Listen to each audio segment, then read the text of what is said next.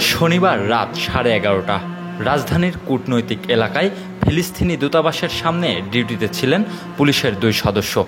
হঠাৎই একজন আরেকজনের দিকে অস্ত্র তাক করে গুলি ছুড়তে শুরু করে। ব্রাজিলের তৈরি অত্যাধুনিক সাবমেশিন গান SMT-9 এর পুরো ম্যাগাজিনের 30 রাউন্ড গুলি এক টিগারেই খালি করেন কনস্টেবল কাউছার। মাত্র 22 সেকেন্ডের মধ্যেই 38 রাউন্ড গুলি করে সব শেষ করেন কাউছার। পুলিশ সদস্য কাউছারের বাড়ি কুষ্টিয়ার দৌলতপুরে। 2005 সালে বাংলাদেশ পুলিশে যোগদান করেন তিনি। এরপরই আসক্ত হয়ে পড়েন মাদক সেবনে। চাকরির 5 বছরের মাথায় 2010 সালের দিকে কাউছারের মানসিক সমস্যা দেখা দেয়। 14 বছর ধরে চলছে তার মানসিক রোগের চিকিৎসা। যখন এটা করতে হতো ডিপার্টমেন্টকে পাবনায় থুয়ে আসতো। পাবনাইতে যে 1 মাস 1.5 মাস কি 2 মাস ট্রিটমেন্ট হতো, স্বাভাবিক অবস্থায় আমার পাঠিয়ে দিত। চাকরিতে ঢোকার পরে অসৎ যে সমস্ত সহকর্মীরা আছে তাদের সংস্পর্শে গিয়ে সে মাদকাসক্ত হয়ে যায় এবং তার ফলশ্রুতিতে সে 2010 সালে মানসিক রোগী হয়ে যায় এবং বাড়িতে ছুটি থাকা অবস্থায় প্রচুর ভাঙচুর মারধর করে এবং নিয়ন্ত্রণের বাইরে চলে যায়। তখন আমরা তার ডিপার্টমেন্টকে, তার যে আরআই থাকে, তাদের ইনচার্জ অফিসার, তাদেরকে জানায় ফোনে এবং তারা তাকে মেন্টাল ওয়ার্ডে ভর্তি করার জন্য বলে।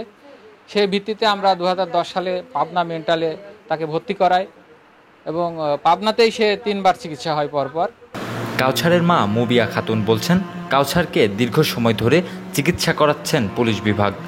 জেনে শুনে একজন মানসিক রোগীকে অত্যাধুনিক অস্ত্র দিয়ে গুরুত্বপূর্ণ স্থানে ডিউটিতে পাঠালো কে?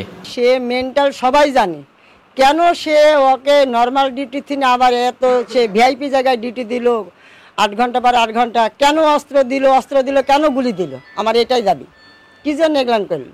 সে তো জানছে, পুরা ডিপার্টমেন্ট জানছে সে একটা মেন্টালি পুলিশ। কাউছার পাগল পুলিশ, কাউছার পাগল ছাড়া ডাকে না ডিপার্টমেন্টের লোক।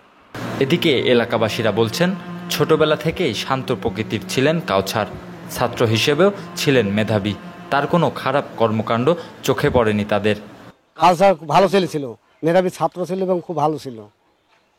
মেন্টালের সমস্যা দেয় 2010 সালে। তাছাড়া ও কিন্তু আমাদের সাথে কোনোদিনই খারাপ ব্যবহার করেনি।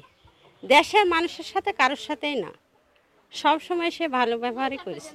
এত মাথায় যে সমস্যা, তার পরিবারের সাথে খারাপ ব্যবহার করেছে, কিন্তু আমাদের সাথে কোনোদিনই করেনি। সর্বশেষ কাউছারের মানসিক সমস্যা প্রকট রূপ ধারণ করে 2018 সালে। এরপর সুস্থ হয়ে আবারও কর্মক্ষেত্রে যোগদান করেন তিনি। ডিপার্টমেন্টেও সবাই তাকে পাগলা কাউছার নামেই ডাকতেন। কাউছারের ছোট ভাই আশিকুর রহমান বাংলাদেশ পুলিশের কনস্টেবল পদেই কর্মরত আছেন। Irfan Rana, desk report, nation television.